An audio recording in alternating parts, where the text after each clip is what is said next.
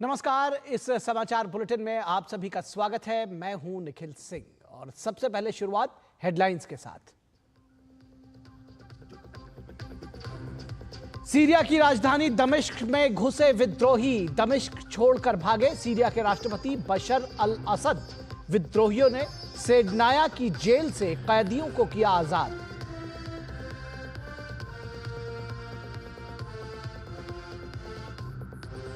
दिल्ली विधानसभा चुनाव के लिए भाजपा ने कसी कमर। चुनावी नारे के बाद आज सभी विधानसभा क्षेत्रों में निकालेगी परिवर्तन यात्रा।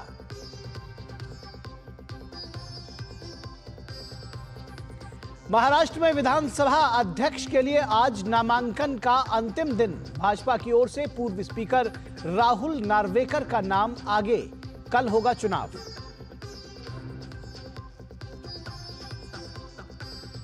गृह मंत्री अमित शाह आज सीमा सुरक्षा बल के 60वें स्थापना दिवस कार्यक्रम में होंगे शामिल।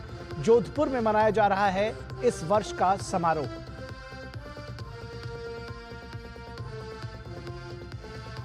और शतरंज विश्व चैंपियनशिप में डी गुकेश और चीन के डिंग लिरेन के बीच 12वीं बाजी आज। कल लगातार 7वीं बाजी रही ड्रॉ। अब केवल 4 बाजियां बाकी।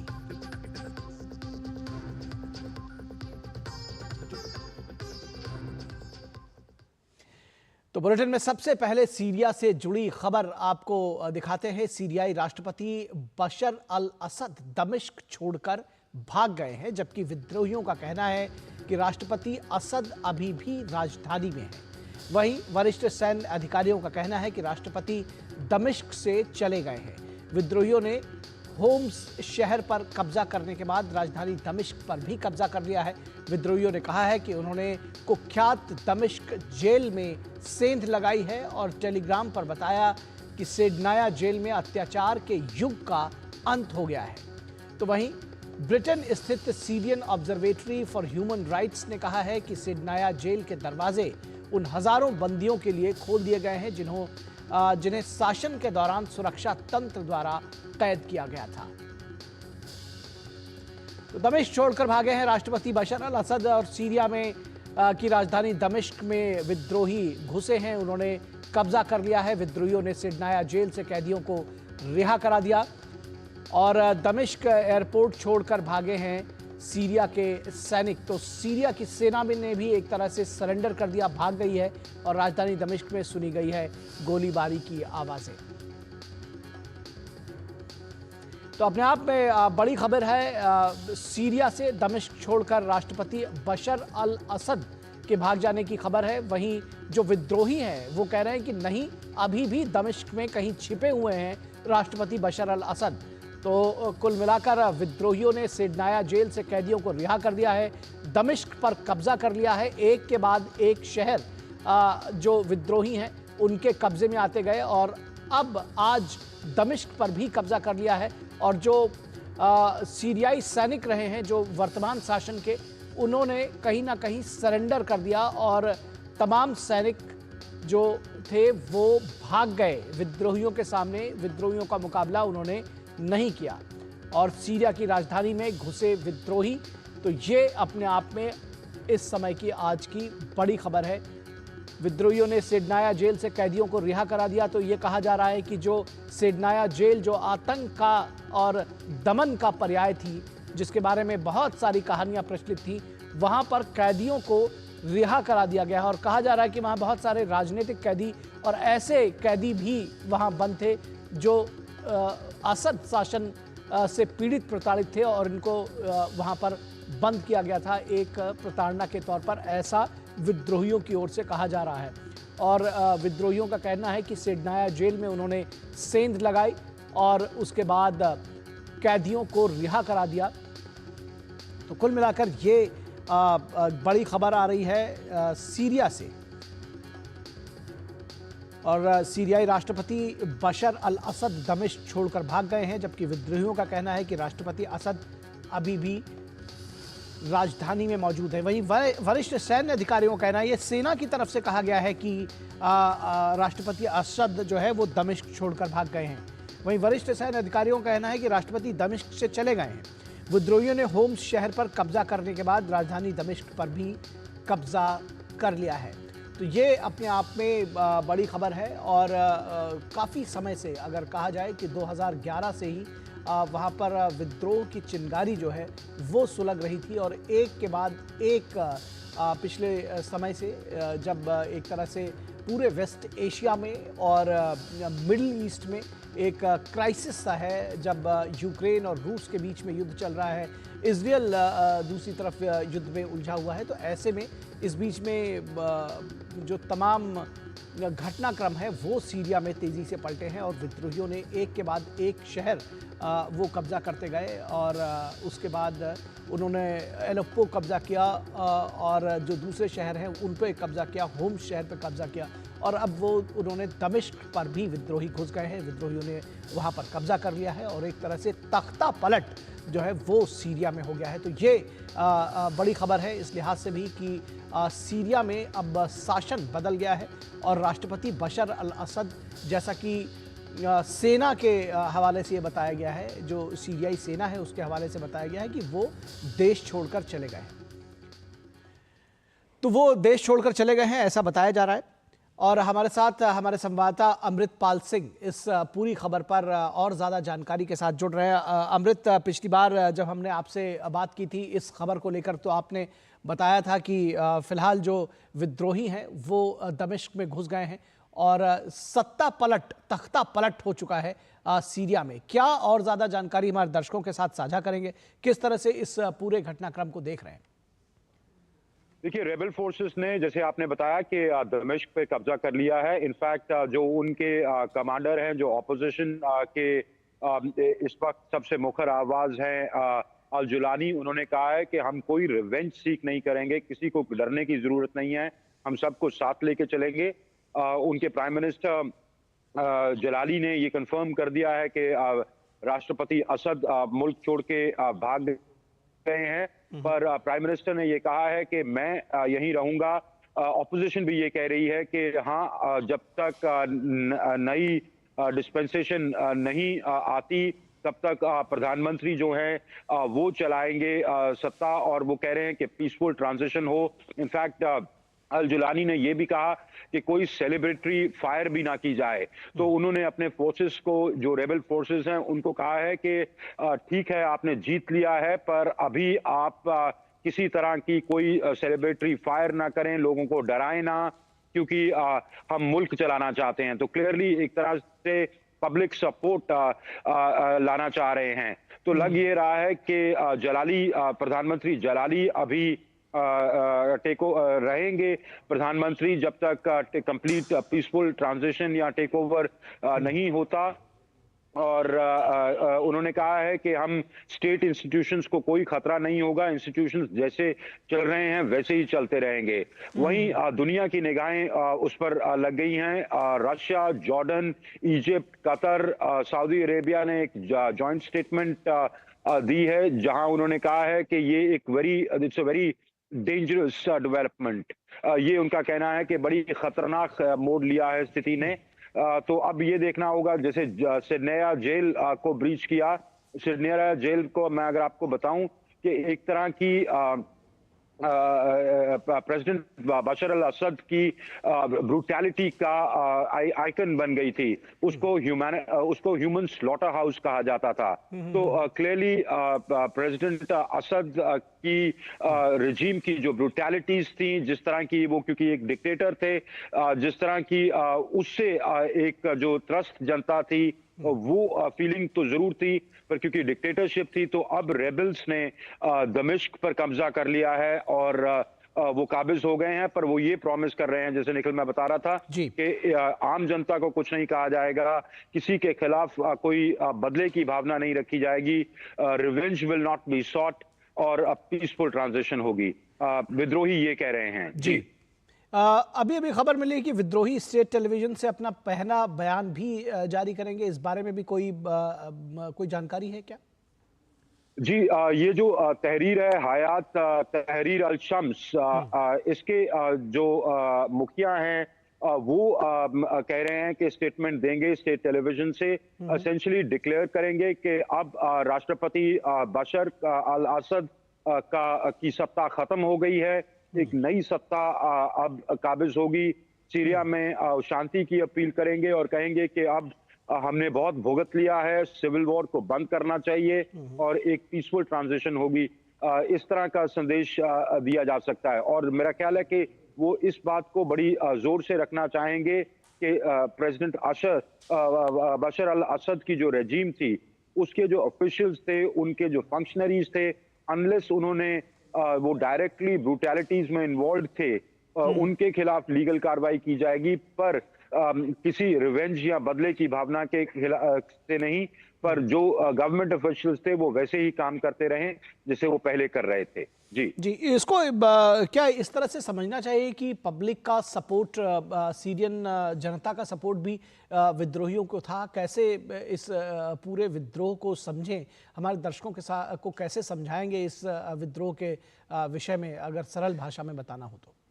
मैं बताता हूँ आपको उस सोसाइटी का मेकअप। उस प्रेसिडेंट बशर अल असद के फादर जो हाफिज असद थे, वो तख्ता पलट करके एक रिजीम में आए थे, वो मिलिट्री डिक्टेटर थे जी। फिर बशर अल असद ने उनसे कमान संभाली और ये भी करीब 25 साल के आसपास सत्ता में रहे। ये एलोवाइट सेक्शन से हैं। एलोवाइट एक आप शिया ऑफशूट कह सकते हैं। माइनॉरिटी है, मेजॉरिटी वो सुन्नी कंट्री है। उस कंट्री में कॉप्टिक क्रिश्चियंस भी हैं। डिक्टेटर चाहे हो, ब्रूटैलिटी चाहे हो, पर सेक्टेरियनिज्म इनमें बिल्कुल नहीं थी। इनके अपने कमांडर्स सुन्नी थे, तो इस तरह से इन्होंने शिया सुन्नी रिफ्ट नहीं प्ले की। पर जियो पॉलिटिक्स में शिया सुन्नी रिफ्ट चली। सऊदी एक ब्लॉक था, ईरान सोशल अल असद को सपोर्ट करता था, तो वो पूरी शिया आग थी। सोसाइटी में इस तरह की बहुत बड़ी सेक्टेरियन डिविजन्स नहीं है, पर हाँ, किसी भी डिक्टेटर के खिलाफ एक लेवल का जो रोष होता है, ये जो सुन्नी रेबल्स थे वो उसको कैपिटलाइज कर पाए। ये चली शुरू हुई करीब 2011-2014 के बीच में, ये मूवमेंट बढ़नी शुरू हुई। रशियंस का अपना इंटरेस्ट था। ईरान तो जैसे मैंने कहा कि शिया आर्क में इनको कंप्लीटली सपोर्ट करता था, उसका आगे लेबनान में इंटरेस्ट है, हिजबुल्लाह में, तो ये उनके लिए स्ट्रेटेजिकली इंपॉर्टेंट था। कहा यह जाता है कि सीरियन फोर्सेस डीमोरलाइज थी, करप्शन बहुत हो चुकी थी, लूटपाट और एक्सटॉर्शन में इन्वॉल्व था, ये एलिगेशंस हैं। और एक डीमोरलाइज फोर्स थी। एसेंशियली इरानियन प्रॉक्सीज लड़ते थे रशियन एयर सपोर्ट के साथ। अब जबकि रूस खुद एक जंग में फंसा हुआ है, उस तरह के मिलिट्री रिसोर्सेज डिप्लॉय नहीं कर सकता। हालांकि उन्होंने एयर स्ट्राइक्स की, उन्होंने बम्बार्डमेंट्स की जब इन्होंने एलेप्पो कैप्चर किया, पर उस तरह की मिलिट्री कमिटमेंट रशिया करने की स्थिति में नहीं है। ईरान चाहता तो है कि लास्ट मोमेंट तक बशर अल असद सत्ता में काबिज रहे, पर उसके प्रॉक्सीज को नहीं लड़ पाए और जो सीरियन फोर्सेस थी वो भी नहीं लड़ पाई। तो फाइनली मिलिट्री विक्ट्री रेबल्स की हुई। स्टार्टिंग में इन्होंने उनको हरा दिया, पर फिर एलेप्पो गिरा, उसके बाद हामा गिरा, फिर दर्रा गिरा, फिर कुछ घंटे पहले होम्स गिरा। होम्स, मैं कल रात से ये कह रहा हूं कि होम्स क्रिटिकल था, क्योंकि वो जहां पर जिस इंटरसेक्शन पे होम्स बैठा है, उसके बाद दमिश्क का गिरना गिवन था। तो फिर फाइनली हमने देखा कि दमिश्क गिरा और फोर्सेस जो आर्मी थी, सिरियन आर्मी, वो एक तरह से काफी डिमोरलाइज्ड आर्मी थी। और जब राष्ट्रपति बशर अल असद, कल रात को ये खबरें आनी शुरू हो गई थी कि शायद वो मुल्क छोड़ के भाग गए हैं, उसके बाद तो फिर आप समझते हैं कि जब कमांडर ही चला जाए तो फोर्सेस सरेंडर कर देती हैं। जी जी, अगर इसको ये देखा जाए जिस तरह से आपने कहा, जाहिर तौर पर जो विद्रोहियों की लड़ाई अगर जो मिलिट्री फोर्सेस के साथ में थी, तो वो तो जरूर रही, लेकिन पब्लिक के बीच में इस तरह का कोई जब सत्ता परिवर्तन के समय, ट्रांजिशन के समय में कोई ब्लडशेड या इस तरह की चीजें नहीं दिख रही हैं। जिस तरह से कहा कि प्राइम मिनिस्टर जो है वो बने रहेंगे जब तक सत्ता परिवर्तन नहीं हो जाता है, तो ऐसा लगता है कि सीरिया की जो जनता है वो भी इसको स्वीकार कर रही है। सीरिया की जनता, ओके, एलेपो जब इन्होंने काबिज हुए ना जी, ये 2 दिन पहले, वहां पर कुछ तरह की सेलिब्रेशन थी, पर इनको भी ये अंदाजा है कि सोसाइटी इस तरह सेक्टेरियन लाइंस पर डिवाइडेड नहीं। इन्होंने उनको आश्वासन दिया कि जी हम आपको, सिविलियंस को कोई हार्म नहीं करें। क्योंकि ये भी जो रेबल्स है ना, इनमें भी एक तरह का बहुत, क्योंकि डिसजॉइंटेड हैं, मिलिट्री कमांडर्स हैं, अलकायदा से, आईसिस से इनका पास जुड़ा रहा है, तो लोगों को ट्रेपिडेशन तो होगी। पर अब सत्ता परिवर्तन हुआ है, लोगों को ये, अगर ये डेमोक्रेसी ला पाते हैं, वाकई जमहूरियत ला पाते हैं, जिस तरह की ये बातें कर रहे हैं, तो फिर तो लोग इनके साथ हो जाएंगे। अभी कॉशियस ऑप्टिमिज्म से देखेंगे, मेरा ख्याल ये है। जी जी। एक अभी बात आपने कही थी कि ईरान की तरफ से, कतर की तरफ से, और बहुत सारे देशों के नाम आपने लिए थे मिडिल ईस्ट में, Jordan, Egypt, Saudi Arabia, Qatar, इनकी तरफ से। ईरान ने नहीं कहा। जी, माफ कीजिएगा, ईरान शायद इनकी जॉइंट स्टेटमेंट आई है कि ये इसके क्या मायने निकाले जाएं इस जॉइंट स्टेटमेंट के। और दूसरी चीज ये कि क्या ये समझा जाए कि अभी जो सत्ता है विद्रोहियों की वो कंसोलिडेट ना मानी जाए ऐसे में? अभी तो बिल्कुल मिलिट्री विक्ट्री है जी। अभी सत्ता में वो काबिज नहीं हुए। उन्होंने डंडे के जोर से, बंदूक के जोर से दमिश्क पे कब्जा ले लिया है जी। अब मिलिट्री विक्ट्री अलग चीज होती है, गवर्नेंस अलग चीज होती है। अब उनको वर्कआउट करना पड़ेगा कि उनको गवर्नेंस स्ट्रक्चर्स को कैसे टेक ओवर करना है। तो वो ये अभी ये कह रहे हैं। दरअसल अमृत, मेरा सवाल जो आप बता रहे हैं वो उसको तो जरूर बताइएगा हमारे दर्शकों को, लेकिन जो मेरा सवाल है दरअसल वो ये है कि जो अभी आसपास के क्षेत्र से जो कंट्रीज हैं, वो उनके जो स्टेटमेंट्स आ रहे हैं, तो क्या किसी तरह का रिटेलिएशन जो अभी है सीरिया में, जो सत्ता आई है, उनको झेलना पड़ सकता है इस तरह के देशों से? क्योंकि उन्होंने कहा है कि ये खतरनाक है। हालांकि कोई इस तरह का स्टेटमेंट अभी नहीं है कि वो इसमें कोई इंटरवीन करने की स्थिति में नहीं है, लेकिन इसको कैसे समझना चाहिए? देखिए, उनके स्ट्रेटेजिक इंटरेस्ट सर्व करता है, सुन्नी वर्ल्ड के स्ट्रेटेजिक इंटरेस्ट सर्व करती हैं ये रेबल फोर्सेस। वो चाहते थे कि बशर अल असद जाएं। ये पार स्ट्रगल काफी देर से चल रही थी। ये पार स्ट्रगल बेसिकली बदकिस्मती है कि दमिश्क जैसे इतने पुरातन शहर या सीरिया जैसी इतनी पुरानी सिविलाइजेशन की सरजमी पे हुआ है, पर ये पार स्ट्रगल एसेंशियली शिया सुन्नी वर्ल्ड की है। लड़ाई ईरान और सऊदी की है जो प्ले आउट वहां हो गई, क्योंकि बशर अल असद को ईरान का स्टूज देखा जाता था।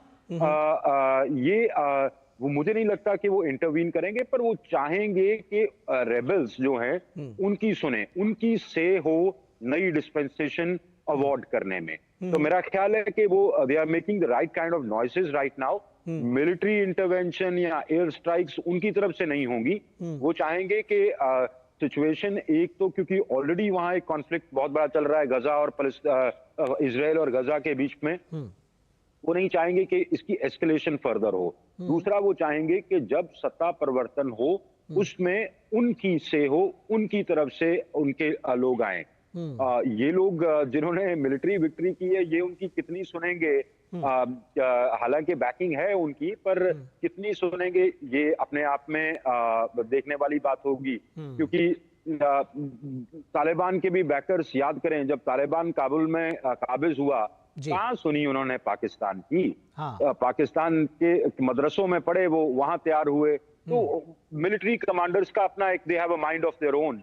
सो ये जो नेबरिंग मुल्क हैं या खित्ते के मुल्क हैं, वो चाहेंगे कि सत्ता में उनके लोग बैठे। जी, सत्ता परिवर्तन के विषय में आप बता रहे थे, आपने कहा कि ये मिलिट्री विक्ट्री है, सत्ता परिवर्तन में थोड़ा वक्त लगेगा। और सत्ता परिवर्तन कैसे होगा, कौन लीडर होगा, कौन क्या रहेगा, इसके विषय में भी कुछ आकलन लगा पाना क्या अभी संभव है?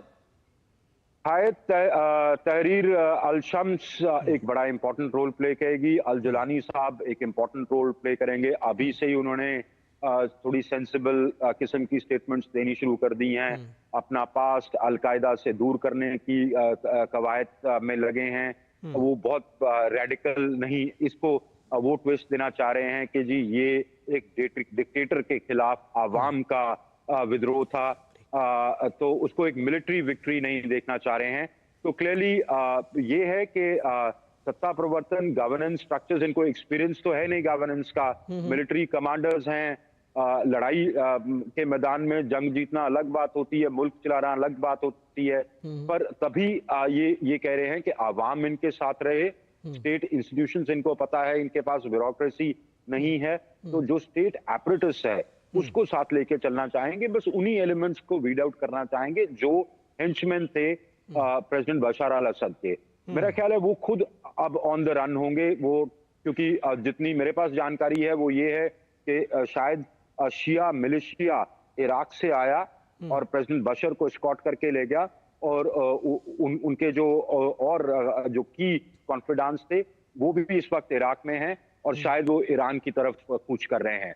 तो सत्ता में वो चाहेंगे कि ये लोग या तो इनको मार दिया जाए या लीगल प्रोसेस से इनको बंद कर दिया जाए, या ये मुल्क छोड़ के चले जाएं और इनको वीकन कर दिया जाए, सो दैट वो जो एग्जिस्टिंग जो ए पॉलिटिकल स्ट्रक्चर है उसको यूज करके गवर्नेंस पर काबिज हो पाए।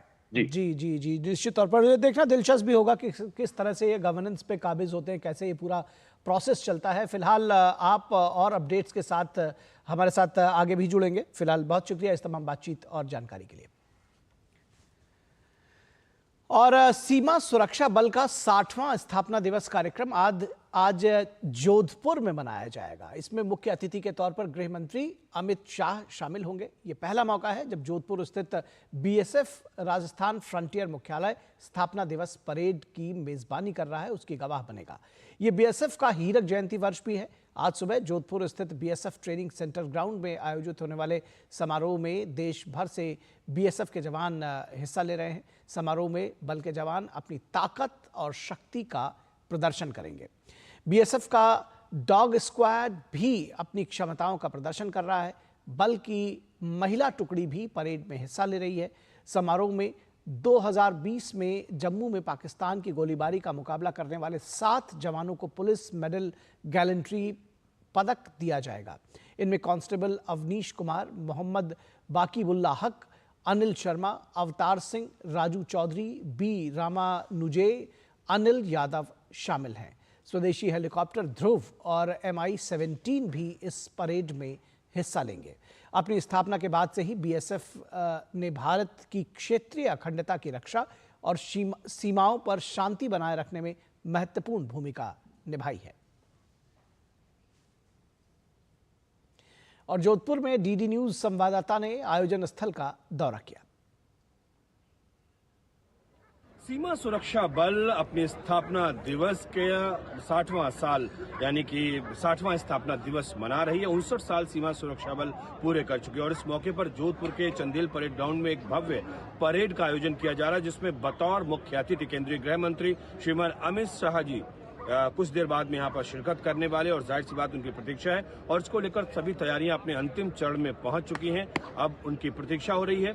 जब भी हम सीमा सुरक्षा बल की बात करते हैं तो अपने आप में एक खास कह सकते हैं एक वाइब्रेशन क्रिएट होती है, एक अंदर से एक अनुभूति पैदा होती है जो कि हमारा सर गर्व से ऊंचा कर देती है। क्योंकि सीमा सुरक्षा बल की जब भी बात होती है तो दुनिया के तमाम सुरक्षा बलों की बात करें या बॉर्डर सिक्योरिटी फोर्सेज की बात करें, उसमें सबसे बड़ी सीमा सुरक्षा बल है। अगर हम बीएसएफ की बात करते हैं, जो सफर महज 25 बटालियन से शुरू हुआ था वो लगभग 199 बटालियन तक पहुंच चुका है।